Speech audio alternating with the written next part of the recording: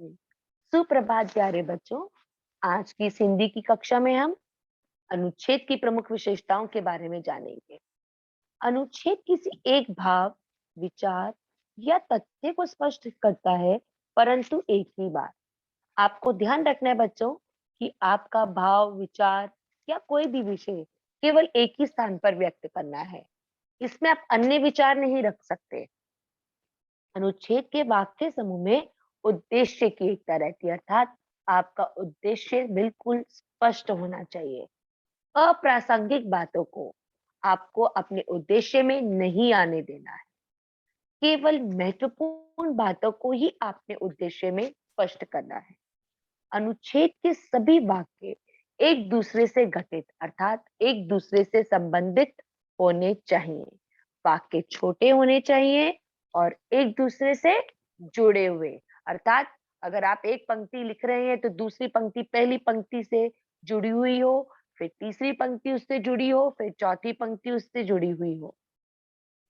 अनुच्छेद अपने आप में स्वतंत्र है। उसका कोई भी वाक्य अनावश्यक नहीं होता, अर्थात आपको अनावश्यक वाक्य नहीं लिखने हैं।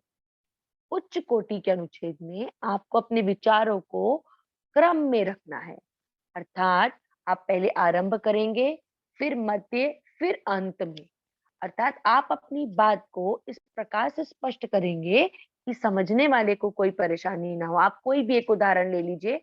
समझिए कि मैं आपको एक प्रदूषण दे रही हूँ, एक अनुच्छेद का एक आपको विषय, तो आपने पहले अनुच्छेद का आरंभ किया, फिर अब आप प्रदूषण का अर्थ बता रहे हैं, फिर प्रदूषण के कारण बता रहे हैं, फिर उसका प्रभाव बता रहे हैं, बस आपने उसको अंत तक खत्म कर दिया।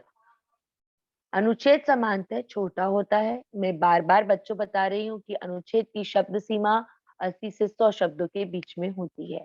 इसकी लघुता या विस्तार इसकी विषय वस्तु पर निर्भर करता है।